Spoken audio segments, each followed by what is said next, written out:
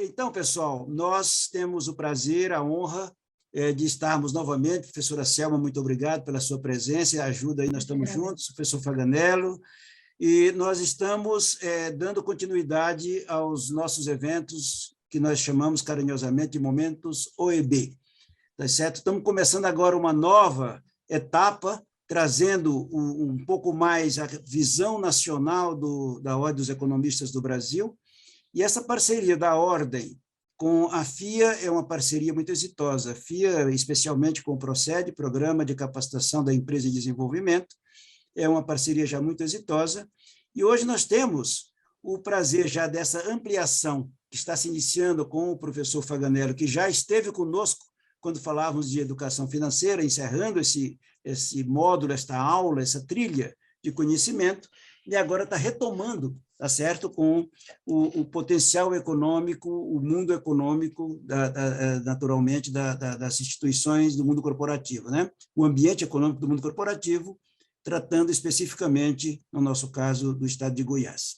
O professor Faganello quase que dispensa comentários e apresentação, mas, obviamente, eu vou fazer uma síntese, como o nobre colega economista, com MBA em marketing, naturalmente, com o grande sucesso no mercado, com especialização em agromarketing pela Exalc, gestão de negócios também na Universidade de Melbourne, na Austrália, não é?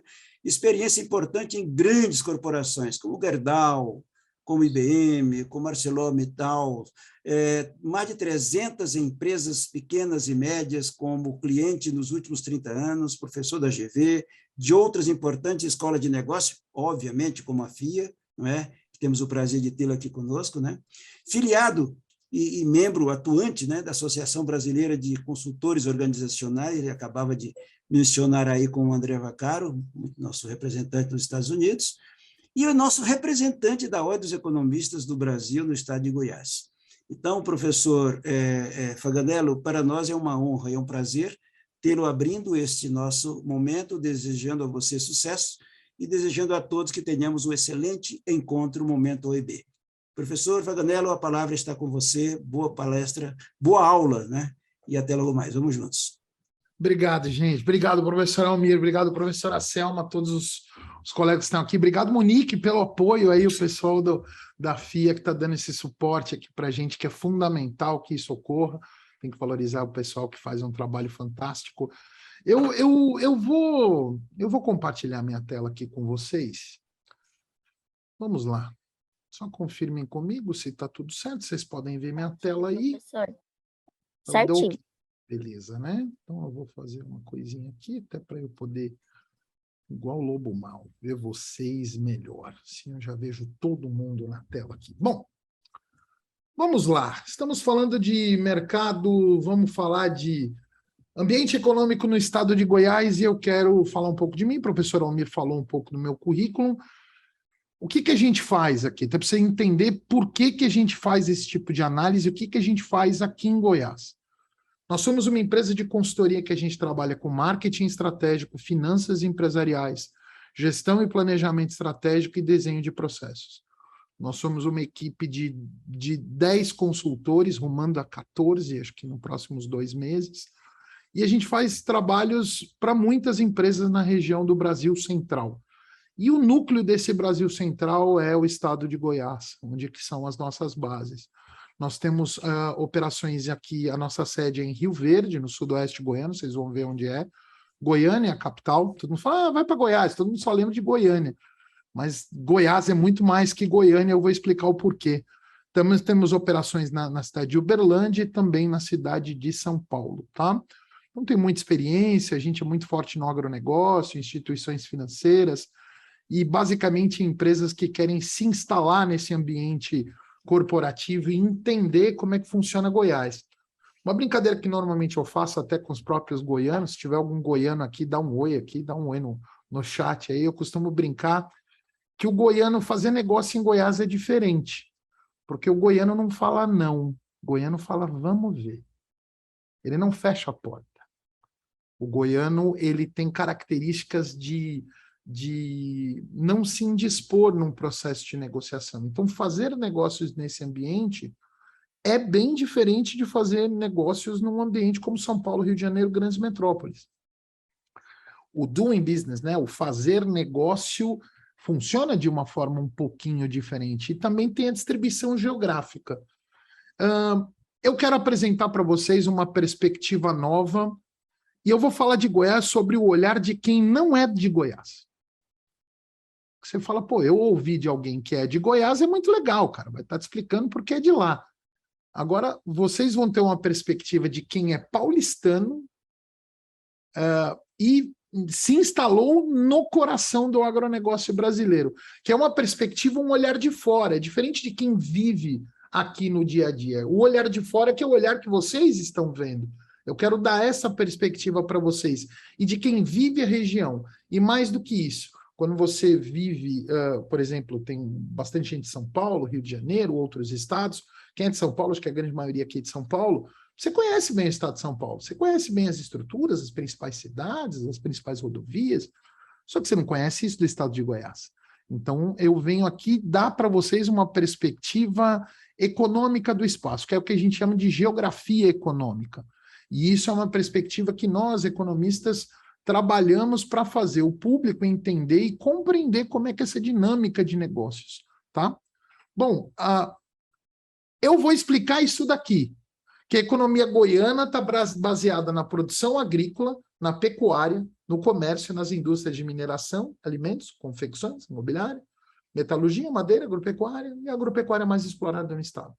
Acabou a palestra, obrigado, fui, acabou, já expliquei o que é isso aqui. Não. Eu posso explicar isso de outra forma. Então, nós vamos explicar da seguinte maneira. Goiás representa quase 4% do território brasileiro. Bom, a extensão não é grande. E Goiás está numa posição muito privilegiada em relação à logística. Se a gente for olhar aqui, ó, Goiânia está no centro, e você vê os raios aqui, ó. É o trecho da rodovia Anhanguera que chega aqui. Aqui existe um bolsão rodoviário que vai para cá, uma linha aqui, e outra que vem para cá. Então, existe uma ligação perpendicular que bate de Natal a Goiânia e a Campo Grande. Ou seja, existe a possibilidade de um novo roteiro logístico no Brasil. Porque hoje a gente está indo, Ferrovia Norte-Sul passa aqui, ó, de sul a norte. Existem possibilidades de escoamento desta produção ou de levar desenvolvimento, tecnologia, negócios utilizando Goiás como hub para atender todo esse Brasil central brasileiro, ou esse Brasil central, né? Toda essa região. Vamos explicar com mais calma aqui. Aqui vocês vão identificar aqui Ferrovia Norte-Sul, tá vendo? Cruza todo o estado, vem até o sudoeste de Goiás e desce para a malha paulista de ferrovia.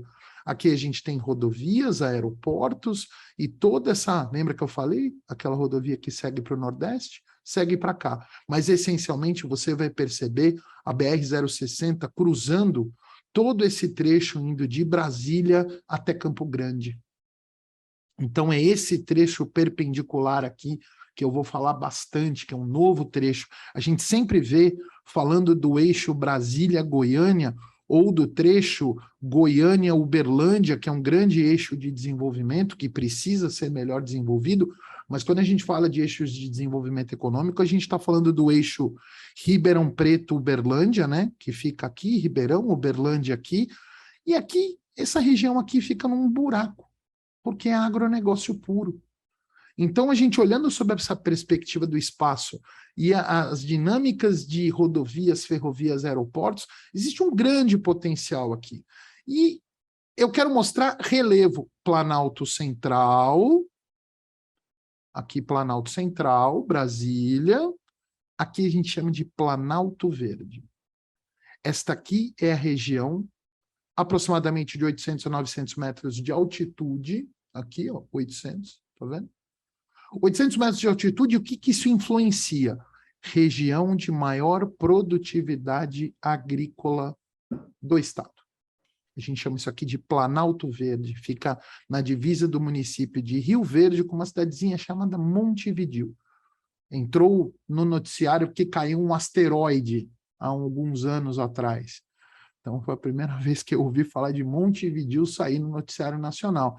E Montevidéu era um subdistrito de Rio Verde. Então, toda essa região aqui, a gente olha a questão de relevo, regiões montanhosas aqui, você vai ver que não tem agricultura, mas você tem outras atividades que eu vou falar mais para frente. Então, malha rodoviária que estica até o norte por Tocantins, Porangatu, eu vou falar mais das cidades aqui, e o trecho do Distrito Federal. Vocês podem ver que cada vez mais a gente vai olhar esse eixo perpendicular aqui. Prestem bem atenção nessa visão da economia espacial aqui. Então, aqui você vê, essas aqui são as principais rodovias, mas eu tenho rodovias menores, e aí que irriga todo o estado e pequenas cidades, e aí você aproveita esta estrutura de rodovia para entender como é que é a distribuição energética. A gente precisa de logística, a gente precisa de energia para abastecer as economias desta região. Então, a infraestrutura energética, em termos de KVA, de KVs aqui, de quem que cuida dessa plataforma de energia elétrica, é muito importante para a questão do desenvolvimento. E você vê, de novo, essa mesma linha perpendicular. Tá? Em São Paulo, a gente vê os eixos, né? O eixo ao Rio de Janeiro é um eixo, São José dos Campos, Taubaté. Em São Paulo, a gente tem um outro eixo, Campinas, Ribeirão, e segue até Uberlândia. O eixo que vai para o Paraná, no sul, na Regis, o eixo que vai ao oeste paulista, sudoeste paulista, que vai até Londrina. Então, você conhece esses eixos. Este é o eixo de Goiás. Os eixos que vão de Jataí, Rio Verde, segue até Goiânia, vai até Brasília, passa por cidades como Itumbiara, Caldas Novas, que é esse trecho que fica bem nessa região aqui, a região de Catalão, que é uma região grande aqui do lado para a produção de automotivos. Então, a gente entender o espaço facilita você, em vez de ver foto, em vez de espacialmente você vai entender. Essa é a distribuição municipal. Fica difícil, né, para entender essa distribuição municipal. Mas se a gente separar, aqui são 246 municípios com aproximadamente 7 milhões de habitantes. Se a gente olhar esse espaço como um todo aqui, considerando 2 a 3 milhões de habitantes no Distrito Federal, a gente está falando de um estado que tem um estado dentro. O Distrito Federal é uma região autônoma, mas que nós estamos falando de um mercado de 10 milhões de pessoas. Então a gente está falando de 7, mas pode potencializar 10. Com uma área importante, alguns indicadores que eu vou falar mais na frente. Eu só queria citar essa distribuição de 246 municípios. E aí os principais, como a Goiânia e a distância da capital, né? Anápolis, Rio Verde, Aparecida de Goiânia e Catalão, pela ordem de importância, né? Você vê Anápolis próximo no caminho para Brasília, você vê Rio Verde, a região sudoeste do estado, Aparecida de Goiânia, que é como se fosse o ABC para São Paulo, é Aparecida de Goiânia para Goiânia, é uma grande Goiânia. Então, você vê cidades entrando num protagonismo importante em região metropolitana, que é Aparecida de Goiânia. Logo mais, Goiânia vai colar em Anápolis, porque esse eixo Goiânia-Brasília é um eixo muito importante. E aí a gente vê as principais cidades. Vocês já ouviram falar de algumas, eu achei importante a gente citar algumas delas que eu falei. Catalão, em relação à indústria automobilística, Jataí, Mineiros e Rio Verde, Quirinópolis, em relação à produção da agropecuária. Essa região de São Luís dos Montes Belos tem um protagonismo na região têxtil, aqui também, aqui nessa região mais acima. Porangatu, a região norte e nordeste são as regiões mais pobres do estado. Aqui tem uma região forte na área de mineração. Anápolis tem um polo industrial muito forte. Lusiânia pega, e Águas Lindas sofre a influência pesada do entorno de Brasília. Você tem essa distribuição econômica que um impacto de Brasília é muito grande, e Itumbiara, que faz a divisa com o estado de Minas Gerais, com protagonismo também muito importante, porque tem o Rio Paranaíba. O Rio Paranaíba ele irriga todo o estado de Goiás e ele faz a divisa com o estado de Minas Gerais. Então, se você tiver a oportunidade de visitar Itumbiara, é uma cidade bonita, tem um rio passando por ela, é bem gostoso lá e vale a pena visitar. Também recomendo a visita próximo de Brasília, Pirinópolis, uma cidade muito gostosa também para visitar. Depois a gente vai falar mais de turismo. Aqui é a população estimada. Você vê a concentração no sudoeste goiano, você vê a concentração na capital, no entorno de Brasília e nessas cidades como Catalão e Itumbiara. Então a gente vê essas cidades e fala, pô, mas não é muita coisa. Vamos falar em economia. Densidade demográfica, você vê uma forte concentração aqui no entorno de Brasília e no entorno de Goiânia e Anápolis, natural, cidades maiores, Anápolis com Goiânia fazendo esse eixo, Brasília-Goiânia, um eixo muito importante, 5 milhões de pessoas nesse eixo aqui, praticamente metade de toda a população desta região toda está neste eixo, então vai querer vender serviço, vai querer vender comércio, o teu mercado em volume maior é este aqui, porque você tem uma densidade demográfica maior. Só que aí, este gráfico ele me responde uma postulação em relação ao agronegócio. Você vê o verdinho? Certo? Tá todo mundo vendo aí? Beleza, né? O verdinho significa que as cidades do agronegócio se desenvolvem melhor que as cidades que não têm o agronegócio como base. Curioso, né? O verde é exatamente onde o agronegócio se protagonizou. Então, eu estou mostrando aqui o IDM, mostrando, efetivando, que cidades onde o agronegócio se desenvolveu no Brasil cresceu mais que outras cidades no país. Então, sob a perspectiva da geografia econômica, sob a perspectiva espacial, a gente pode afirmar as cidades do agro têm um desenvolvimento econômico melhor do que as cidades que não foram no agronegócio brasileiro nos últimos 15 anos. E isto é uma constatação, isto é fato. Então, quando eu coloco esse mapa aqui, eu queria que vocês vissem exatamente essa cor, esse verde, porque esse verdinho aqui mostra que o agronegócio é muito forte. E este agronegócio é diferente do agronegócio do Mato Grosso. O agronegócio do Mato Grosso é grandes volumes, grandes operações. Aqui nós estamos falando em tecnologia aplicada.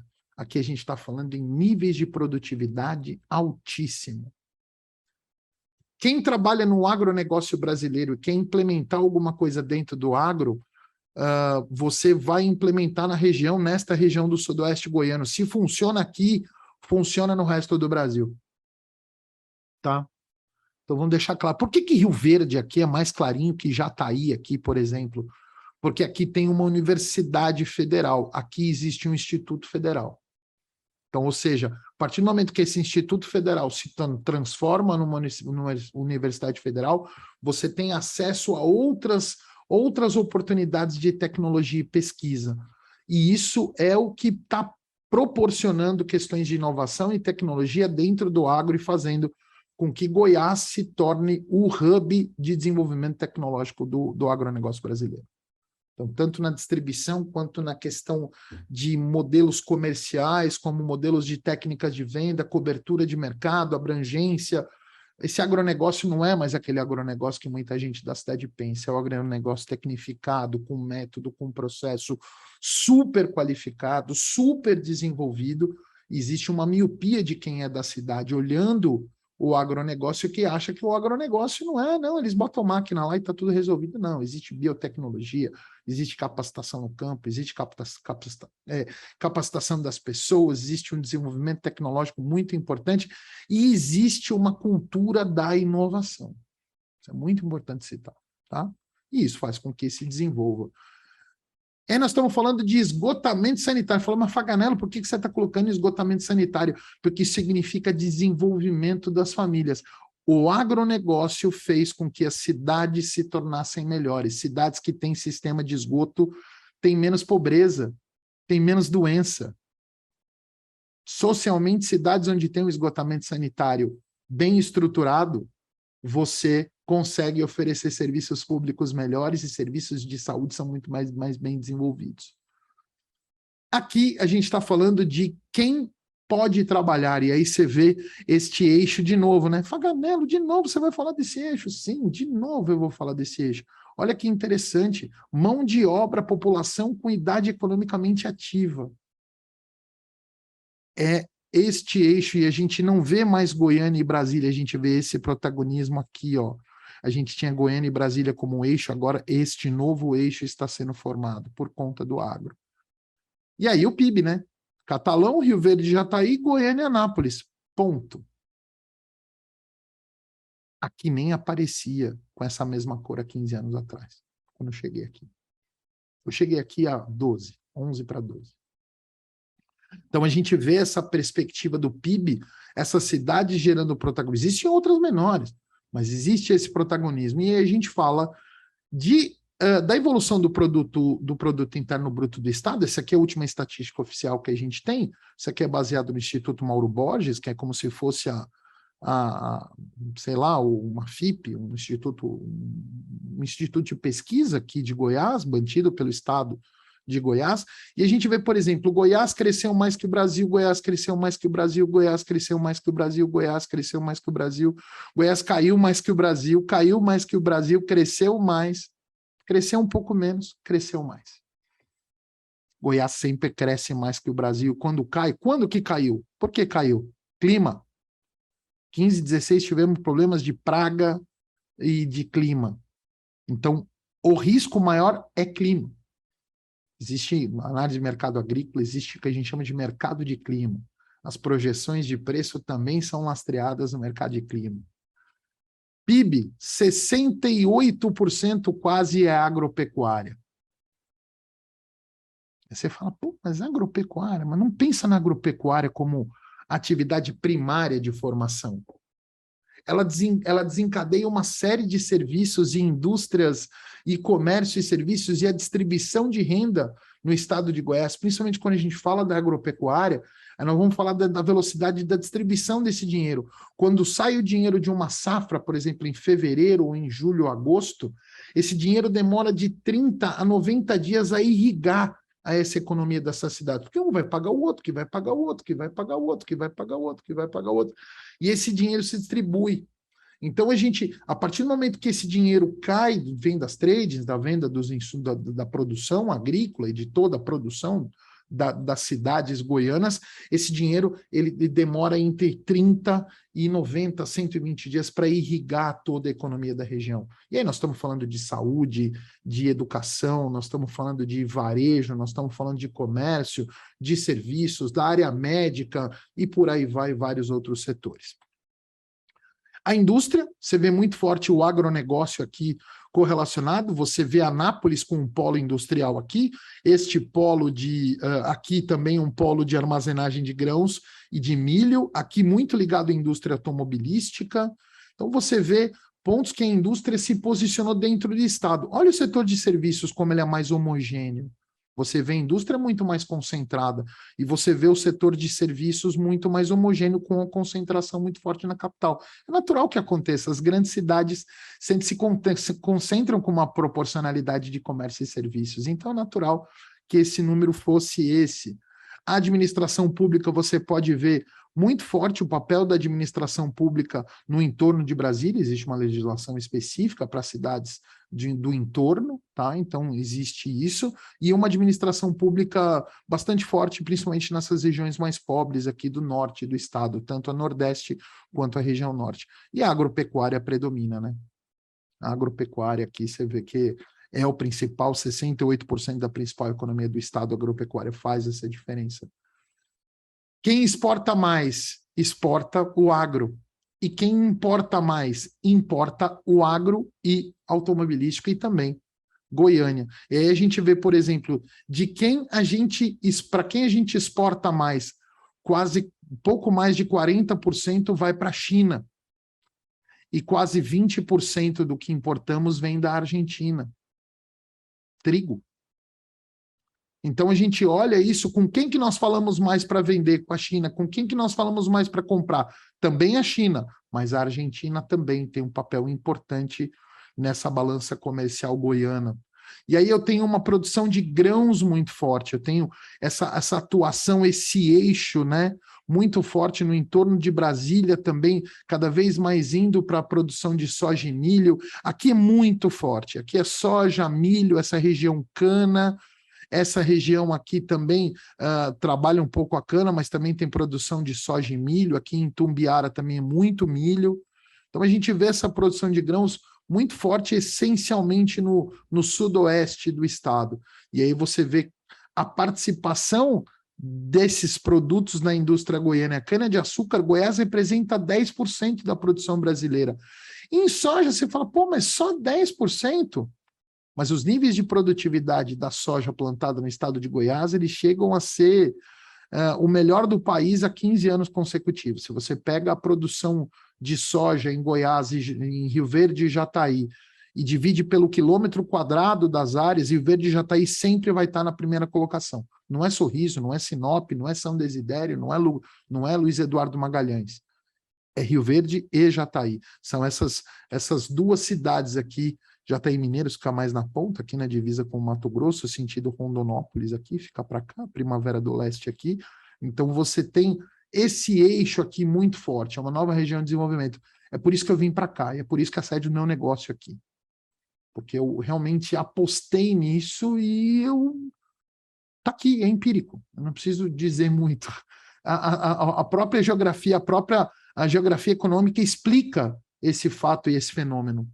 E aí a gente fala de produção de soja, muito concentrado em soja em Jataí Mineiros, e aí toda a cadeia consequente da produção de milho e de soja é beneficiado, porque a gente fala de soja e milho, e aí a gente fala da produção de leite, o que precisa de milho para abastecer os coxos dos animais, das rações que eles vão comer.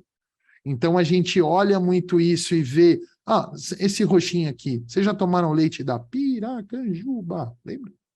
Aqui, é aqui, Piracanjuba fica aqui. Sabe aquele leite que você compra no supermercado? Ele vem daqui, tá? Bovinos, e aí você vê as regiões onde o agronegócio, onde a soja e o milho não tem protagonismo, mas a gente vê cada vez mais a produção de soja e milho tomando lugar de áreas de pecuária. Cada vez mais. Que é mais estável, os preços são mais administrados, a pecuária o risco é maior, então existem alguns riscos inerentes à atividade, o tempo, a venda, o processo. A pecuária, você tem um ciclo de 18 meses, você até pode vender antes, mas se completa 18, 24 meses, na agricultura são ciclos de 6 meses, a forma de você gerar caixa é um pouco diferente. Então, você se aproveita, e o norte do estado, até por questões geográficas, ficou muito mais ligado à pecuária aqui em cima, proporcionalmente, e suínos aqui. Você fala, por que está concentrado o suíno aqui? Aqui em Rio Verde, em Jataí, se encontram as maiores unidades. No caso, Rio Verde tem a segunda maior unidade de processamento de alimentos de aves e de suínos do país. Então, era a antiga unidade da Perdigão, que se tornou hoje BRF. Então, a gente tem uma atuação muito forte nessa região aqui, ligado à produção de suínos, é um dos maiores rebanhos de suínos do país. Aves também, ó, tá vendo? Suínos e aves. E aí você tem outras regiões do entorno de Goiânia aqui para abastecer esses mercados regionais também com granjas aqui, tá? E aqui tem granjas de suínos também, que é muito mais distribuído pelo espaço. E a proteína suína é cultural, faz parte da cultura goiana comer a carne de porco. Existe a carne suína, a carne bovina, as aves fazem parte da culinária. As aves têm a famosa galinhada. Então, assim, tem todo o milho, tem a pamonha goiana. Então, toda essa produção agrícola leva a essa cultura regional, a esse fortalecimento regional, que é algo muito importante. Tem que ser respeitado, e que o goiano valoriza demais. E que tem que valorizar mesmo, que é parte da cultura regional. Tem que valer, tem que fazer isso acontecer. Eu defendo demais isso. O abate de animais, a participação no Brasil em termos de abate bovinos, suínos e aves a título de informação. Produção de cana, Mafaganello produz cana, ela produz, temos usinas aqui nesta região aqui. O que acontece é que há uns 15, 20 anos atrás, havia uma discussão muito forte, houve um avanço muito forte da cana aqui, os produtores de cidades diferentes fizeram escolhas diferentes. Rio Verde apostou na soja e no milho, e Jataí apostou na cana, em um período econômico. Rio Verde é quase que o dobro de Jataí hoje, por escolhas econômicas. Escolhas de como, de quais escolhas você como empreendedor você vai buscar. Então, a gente vê claramente as escolhas de Jataí, que fez com que ela não crescesse numa velocidade tão grande quanto o Rio Verde cresceu. Então, toda essa questão de cana-de-açúcar, ela gera uma discussão conhecida no estado de Goiás, essa questão da escolha pela cana ou escolha pelo milho e pela soja, tá? E hoje a soja e o milho se provou ser o produto que concentra menos capital, distribui mais renda, a soja e milho distribui mais a renda, gera outros serviços, e a cana é muito concentradora de renda. A indústria goiana, você fala, pô, olha aqui, alimentos e bebidas, decorrente da produção agropecuária. Fabricação de álcool, veio da cana. Medicamentos, tem um polo de medicamentos lá em Anápolis. Automóveis, caminhonetes, Catalão. Produtos químicos, Anápolis. Metalurgia, Niquelândia. Minerais metálicos, Niquelândia. E outros segmentos. E aí a gente vê amianto, fosfato, níquel, cobre, nióbio. É o segundo maior do Brasil, Minas Gerais é o primeiro, o Pará no cobre é o primeiro, mas em amianto e vermiculita é o estado que mais produz. Tem uma unidade importante de Eternite, próximo a Goiânia. Bem em Goiânia mesmo. Empresas goianas que se destacaram na Forbes. Então, a gente pode citar empresas goianas, ali, não é de gente de fora que veio para cá, para Goiás. A JBS é comigo, que é a maior cooperativa do Centro-Norte brasileiro, fica sede aqui em Rio Verde. Meu sogro, inclusive, foi um dos fundadores da cooperativa, em 1977. Laticínios Bela Vista, então a gente vê produção leiteira, Bioenergia, CJC Bioenergia, cana, São Salvador Alimentos na área de milho, Caramuru também na área de milho, na cidade de Itumbiara, na divisa com Minas Gerais. Tecnicamente, Goiás atinge, num raio de 1.300 quilômetros, 70% do mercado consumidor brasileiro. E a gente entende que Goiás é uma opção logística fundamental. Vamos pensar no que foi Uberlândia há 40, 50 anos atrás. Era a fronteira para o agro. Então, a gente olha Goiás como o estado que pode se tornar um hub de comunicação. Tem recurso energético abundante, eu vou falar que a energia também é um gargalo. A geração de energia é abundante, mas a distribuição de energia é precária. Que não é um problema que se refere somente ao estado de Goiás. Isso é uma situação que acontece em vários estados da federação. O problema não é a geração de energia, o problema é a distribuição de energia que existe no país. Agora, com outras energias renováveis e outros modelos energéticos, a gente vai encontrar uma coisa um pouco diferente. Mas a gente vê rede de telecomunicação funcionando, a cidade de Rio Verde foi a primeira a ter 5G. Então, assim, foi a primeira cidade a mudar o sinal de TV analógico para digital. Foi aqui, onde eu estou. Então, todo mundo estava trabalhando no analógico e a gente já estava no digital aqui. Então, tem todo o ensino técnico, escolas de agronomia, de especialização no agronegócio, da pecuária, da zootecnia, de pesquisa e ensino ligado ao agro e ligado à indústria, engenharias e por aí vai. Quero mostrar uma coisa para vocês que vocês não estão acostumados a ver. Essa é uma distribuição brasileira conforme polos econômicos e acessos a mercados regionais. Ou seja, regiões de influência, não sobre aquela região política que a gente está acostumado a ver a divisão do Brasil. Você vai ver o Sul e o Paraná, que come um pedaço de Santa Catarina, e o Rio Grande do Sul come outro pedaço de Santa Catarina. E o estado de São Paulo com um grande poder de influência no centro-sul brasileiro. E ele realmente exerce, porque esse é o principal eixo de desenvolvimento brasileiro. Desde os 1700, desde os bandeirantes. Então, esse eixo de desenvolvimento brasileiro foi muito forte. Esta região política com uma característica econômica muito importante de Rio de Janeiro e Espírito Santo, e Minas Gerais, parte de Minas Gerais aqui. O que eu quero citar é esse pedaço aqui, ó. O sudoeste goiano, ele olha mais para cá, porque toda a questão logística acabou direcionando esse eixo de Goiás, principalmente do sul e do sudoeste de Goiás, ao sul. Quem que é o principal turista que vai a Caldas Novas? É o povo de São Paulo, do Rio, de outros estados, mas ele vem essencialmente do sudeste. Então, economicamente, existe uma ligação, e Goiás está fragmentado em duas regiões. Então, economicamente, esses polos econômicos, a Goiás pode se aproveitar muito disso. E aí a gente vê a grande obra que foi esperada pelo estado todo, e é a Ferrovia Norte-Sul, que já está em operação, em desenvolvimento, e aqui em Rio Verde, nesse terminal aqui, é carregado mais de 1 milhão de toneladas por mês. Já, agora, isto já está acontecendo.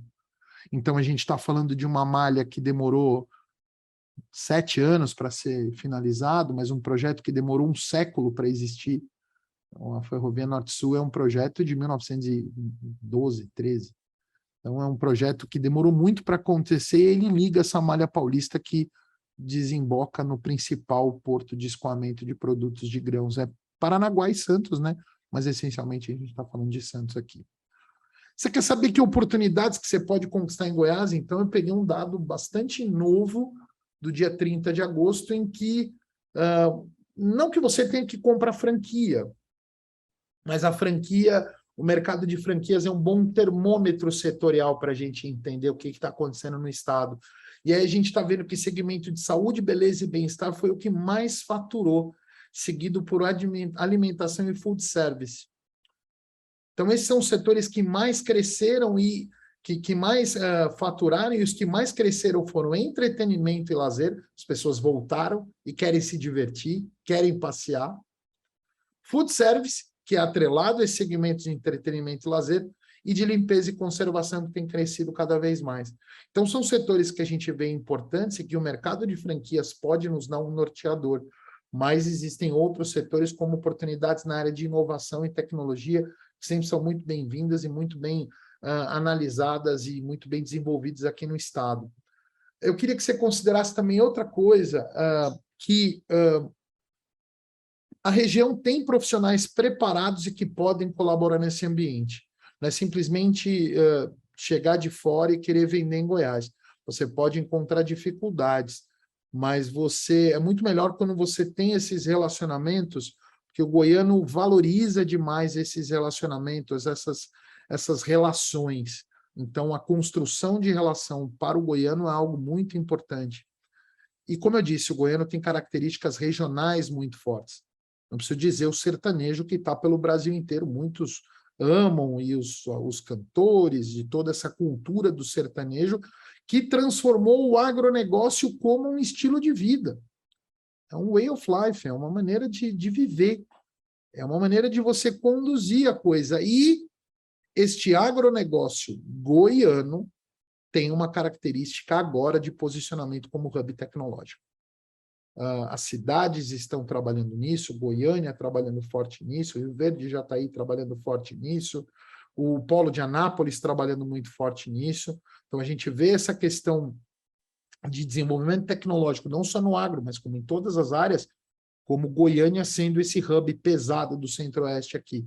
Logística, fatores óbvios, posição central no país, acesso a mercados não tão explorados, o conhecimento desse varejo fragmentado, desse posicionamento de cidades com menos de 300 mil habitantes, que vamos falar que em número de cidades, vamos falar que menos de 300 mil, nós estamos falando de 98% do número de cidades goianas, são 247 municípios, nós estamos falando de 245 cidades que têm menos de 300 mil habitantes. É entender esse Brasil que existe, que de fato trabalha diferente de grandes cidades. Qualquer cidade, São Carlos, 300 mil habitantes, Araraquara, 180 mil.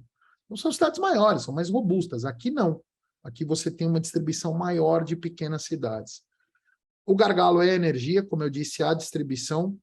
E quando a gente fala de energia, a gente está falando também um pouco da agenda ESG, né, que é o Environmental, o Social e o Governance, que é o meio ambiente, o social e a governança. Só que todo mundo está falando do meio ambiente, e o meio ambiente é a natureza do negócio goiano.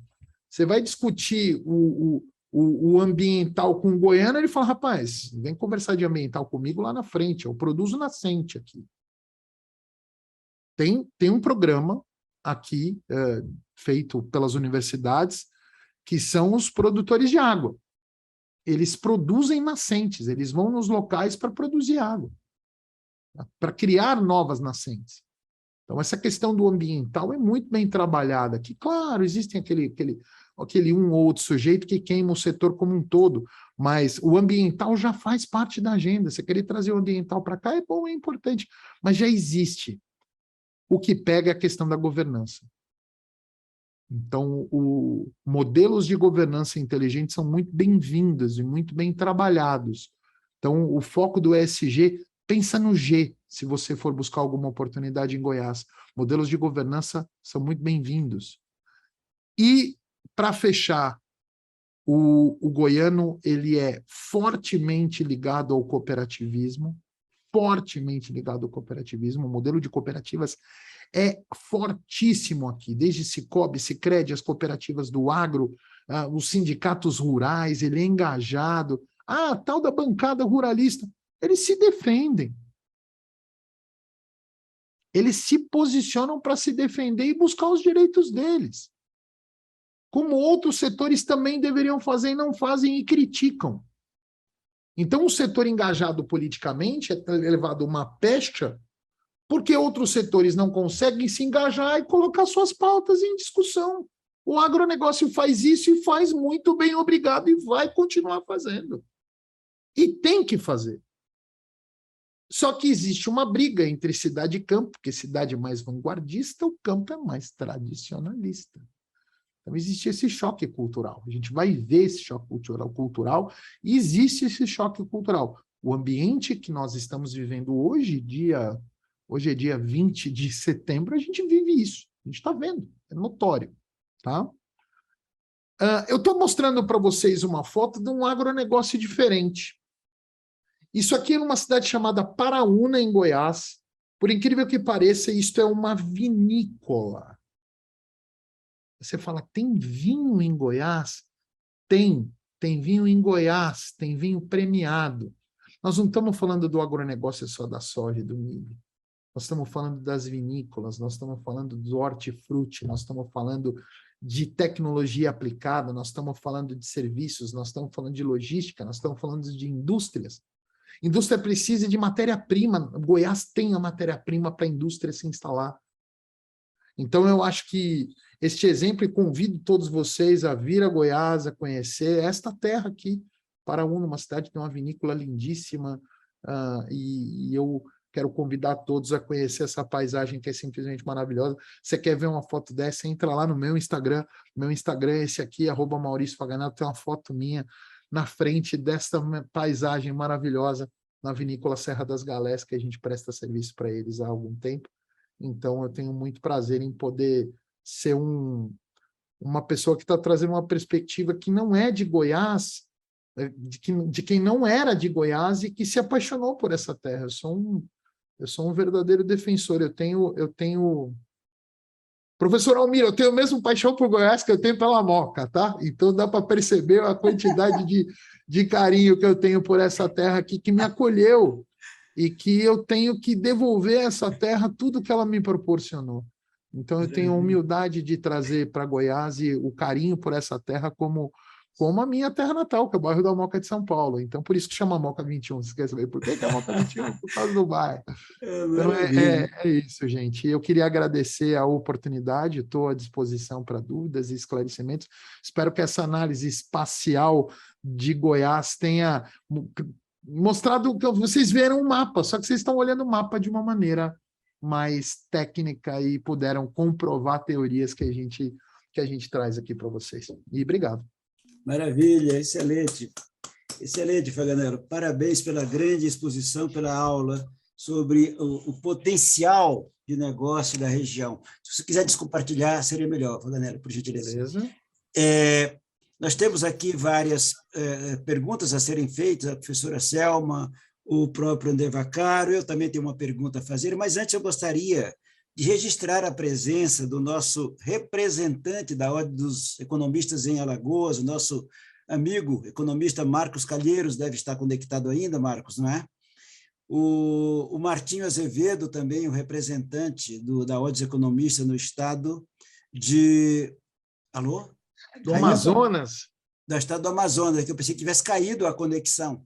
Do estado do Amazonas, né? E o André Vaccaro, que já tínhamos falado anteriormente, nosso representante nos Estados Unidos, né? E muito importante. O E rei da todos, Flórida. na Flórida, especificamente, no estado da Flórida. Muito bom. Pessoal, a professora Selma tem uma pergunta para fazer ao nosso ilustre palestrante, ilustre professor Faganello. Por favor, professora Selma. Bom, primeiro, parabéns, sensacional essa visão, porque a gente viajou por Goiás em 1 hora, né? Agora, juntando os dois aspectos que você falou, né?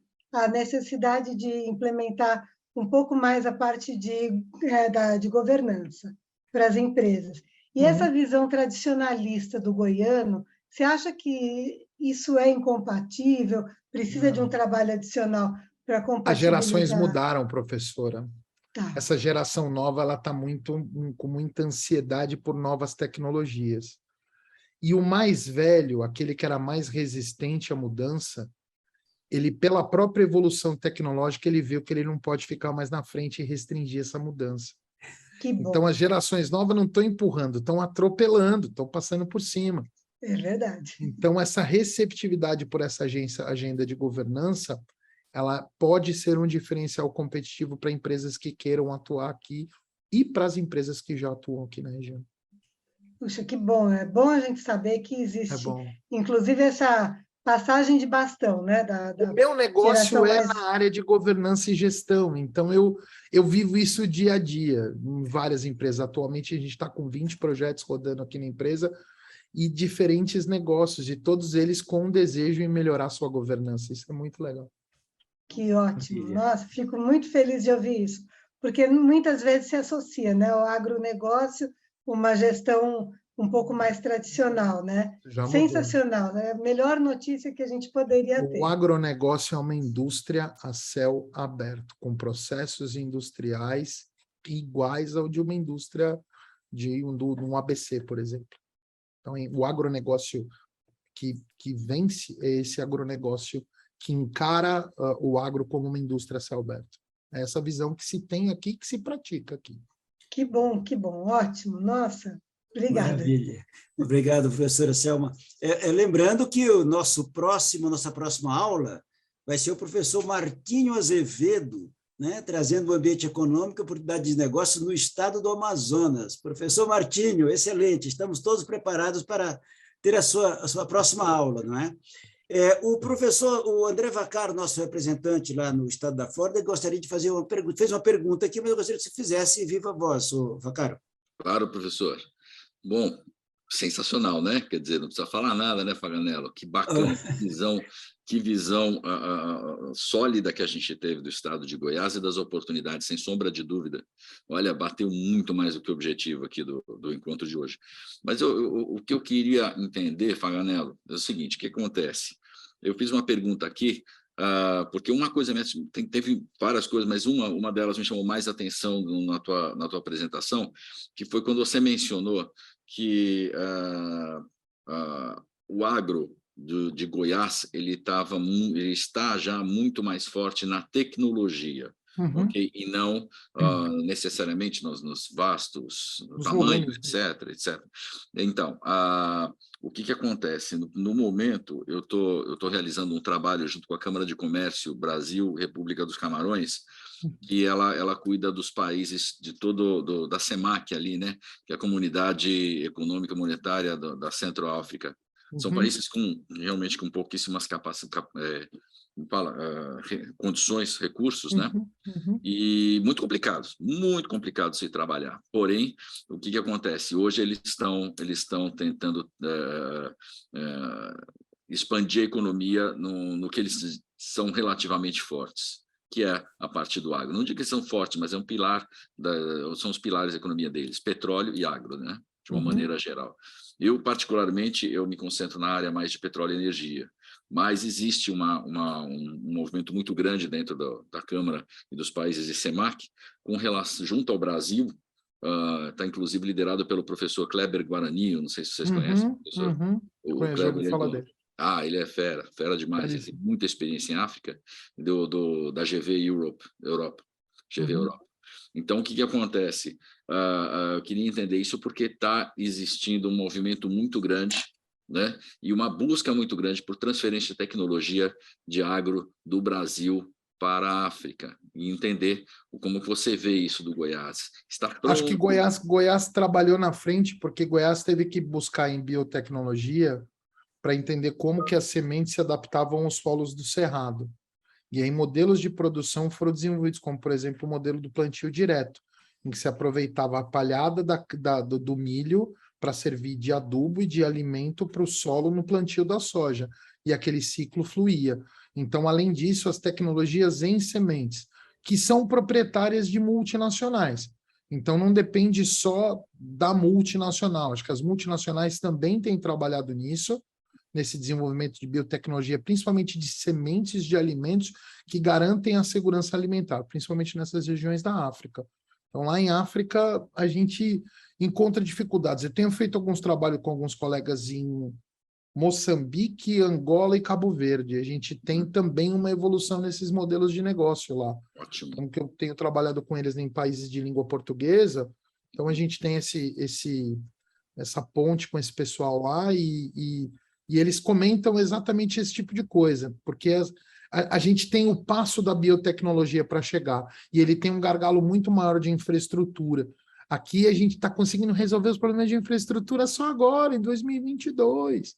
Imagina o que eles têm para lançar, mas eu acho que o primeiro passo é trabalhar biotecnologia, viu, Vacaro? A biotecnologia é fundamental para os melhores híbridos de milho, para as variedades de soja, ou para outra cultura, o arroz, o feijão, que for ser trabalhado. Para você ter uma ideia, dentro da Embrapa existe a Embrapa Arroz e Feijão, um departamento da Embrapa que garante a segurança alimentar brasileira. Então, tem essa característica. Talvez esse caminho pode ser importante lá para a África. Fantástico. Obrigado, Faganello. Maravilha. Muito bem, como temos percebido, né, a biotecnologia, a tecnologia da informação, nos coloca numa encruzilhada para o próximo lance, o próximo passo, né? Próximo degrau. Faganello, eu queria fazer uma pergunta, tem vários elogios, muitas considerações importantes, obviamente que eu endosso. Aqui em São Paulo, você conhece, está em São Paulo e está ao mesmo tempo em Goiás, você percebeu que no nosso ambiente acadêmico, ambiente econômico, foi muito comum durante a pandemia as pessoas, nesse afastamento social, foram para suas propriedades rurais e alguns foram descobrindo o ambiente rural, o ambiente do interior. Sim. E não quiseram, muita gente já não quer mais voltar. Isso aqui se percebe no entorno da grande metrópole. Pensando além da fronteira do Estado, no caso, é perceptível no caso de Goiânia, de Goiás, não do Goiânia, de Goiás, que isso esteja iminente a acontecer, ou já esteja acontecendo também, com pessoas de estados maiores saindo para voltar para o interior e indo, procurando alternativas também no agro, inclusive professor, oportunidade econômica, inclusive? Tem essa oportunidade, mas sabe por que isso não aconteceu? Sim. Porque tem um hashtag muito famoso escrito hashtag o agro não para. O agro não parou. Não houve esse momento de reflexão, vou sair da cidade e vou para o campo. Não teve esse espaço. O que aconteceu foi uma readaptação dos indivíduos nesse novo modelo de negócio, que é um modelo de distanciamento, em que você poderia manter o seu distanciamento fazendo as suas atividades, mas o produtor rural ele se manteve firme na sua atividade. O agro não parou. O agro, durante a pandemia, foi um dos poucos setores onde não parou, porque o que demanda é mecanização. Então, existia relacionamento entre as pessoas, mas esta característica ela não está tão evidenciada até por conta disso, professor, porque o agro seguiu boa parte, claro que nas grandes cidades, Brasília, Goiânia, um pouco Rio Verde aqui, teve um pouco isso de fechar portas, os comércios, lógico, obviamente, mas a atividade de produção agrícola, a produção agroindustrial, ela não parou. A gente teve impacto principalmente na agroindústria.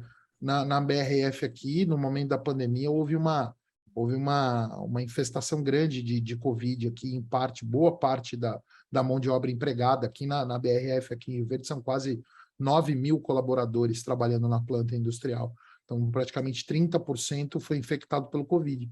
exatamente porque é muita gente trabalhando todo junto no mesmo lugar. Então, não teve jeito. No começo da pandemia foi muito difícil, mas depois a coisa se ajustou, e esse movimento de cidade-campo, ele existiu, mas ele existiu com menos proporcionalidade do que ocorreu aí nos grandes centros, nas metrópoles brasileiras. Maravilha, excelente, Faganello. Pessoal, nós estamos chegando ao final do nosso encontro, da nossa aula, do nosso pré-clarista, professor Maurício Faganello, excelente show. Somos muito agradecidos a todos pela presença. Lembrando que o nosso próximo encontro, daqui a 15 dias, será com o nosso grande professor Martinho Azevedo, representante do Estado, da Ordem dos Economistas do Estado do Amazonas, né? Trazendo também o ambiente econômico, oportunidade de negócio no Estado do Amazonas. Muito importante, conhecemos o Brasil hoje, como disse a professora Selma, e eu endosso plenamente. Nós fizemos um passeio pelo Estado de Goiás e vimos o potencial do Estado de Goiás em menos de 1 hora. Faganello, você é um mágico. Excelente. Você é um Se eu mágico. não olhasse sob a perspectiva geográfica, da geografia econômica, que eu particularmente sou apaixonado, é uma área que eu gosto muito, análise de Krugman, todas essas teorias de desenvolvimento regional, eu sou apaixonado por isso.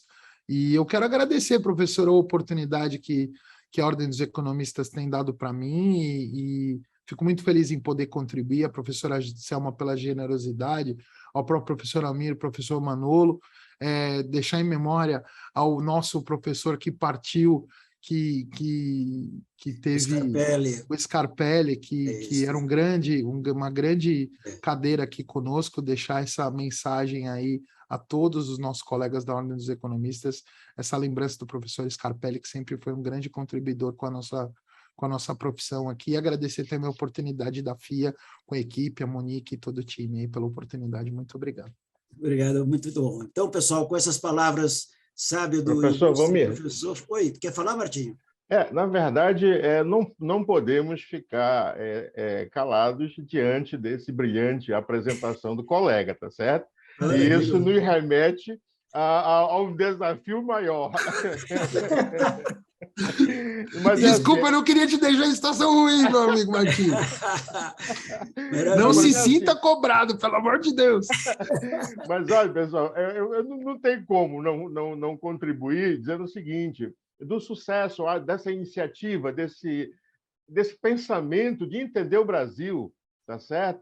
Nós vamos ver as realidades completamente diferentes, mas isso nos dá mais força para dizer que nós temos toda essa matéria-prima, todo esse vigor econômico que nós precisamos nos unir, nos integrar, e aí sim nós vamos ser esse Brasil tão grande, tão forte, tão próspero, né? É esse o sentimento que eu estou deixando aqui com os senhores, com o desafio aí lançado pelo colega. Mas, olha, só alegria, só assim, muito feliz de estar participando, de estar podendo trazer e trocar informações com vocês. Essa é a mensagem, tá bom, professor Almir? Muito obrigado. Um grande abraço.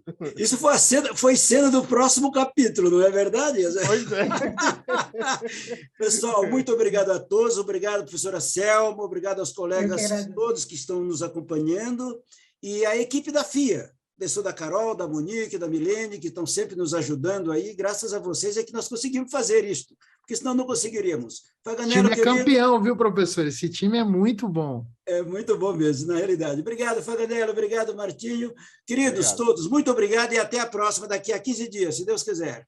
Um abraço a todos. Muito obrigado. Tchau, até mais.